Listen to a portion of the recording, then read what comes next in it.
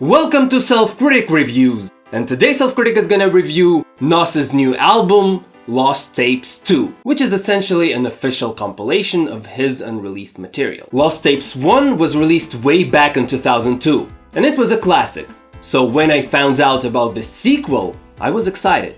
And if you haven't deduced already, I rate Nas very highly, and he is one of my favorite rappers ever, with the best discography from a rap artist, not counting groups. These are self-critic reviews on television and news. If this ain't your favorite artist, well, you're not getting amused. This is self-critic reviews. If this gonna get different clues, or when if it's on YouTube, here he is getting no use. If you want some unbiased opinions, an analytic mind is worth billions. Yet he has been hiding his brilliance underneath this stifling diffidence. And if you don't like his opinions, go look for like-minded civilians to whine in the comment section and slap a dislike on his videos. Having listened to the album, it did not disappoint. You can't really expect continuity from it or some kind of common theme. This album solely relies on the individual quality of the songs, and that's essentially what we are going to discuss. If you told me before I listened to this album that the only 2 tracks produced by Swizz Beatz will end up being some of my favorites from the album, I would call you crazy and tell you that you're smoking too much pot. Because Swizz Beatz is one of the worst producers in rap, out of the ones that are well known. His beats generally sound the same and have no substance or soul. But what do you know? This first beat, No Bad Energy, is possibly his greatest instrumental.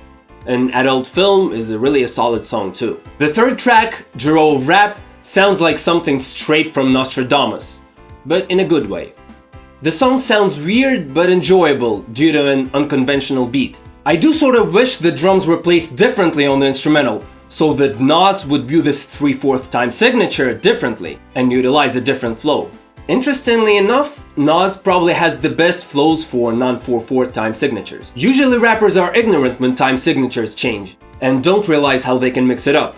But in spite of Nas's horrible ear for music, he definitely has a fantastic ear for rhythm and can make almost any complex rhythm sound pleasant. Heaven from God's Son is the track I'm thinking of to support my statements. Back to the album. There are a couple of forgettable tracks on the release, and I won't mention them because I already forgot them. But the only song I truly hate is Royalty, mainly because the singing by Ravon is so atrocious. Tenasia is produced by RZA, but the beat sounds so much like DJ Muggs, like Exploitation of Mistakes or This Is Who I Am. The hook is pretty funny. Tenasia, Tenasia. If you're not from Queensbridge, you must be from...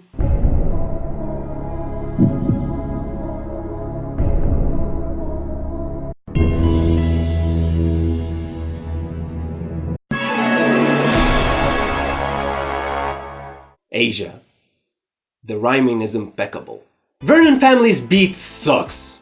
And even though apparently it's from the Life is Good sessions, just like a lot of tracks here, it sounds like a song from Street's Disciple.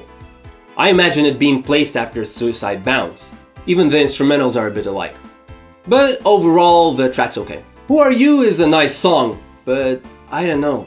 Nas starts talking about a black man who escaped from the hood and earned himself a better life through hard work. And then he came back and told people from the hood to stop selling dope, among other things. And Nas is salty that he's telling them what to do. He wanna lecture folks cause he's professional, and he suggests that we don't sell dope, and I guess it's true, but who the fuck are you? Who are you? I mean, I get what Nas is saying, but I guess that's true is not a proportional response to who the fuck are you.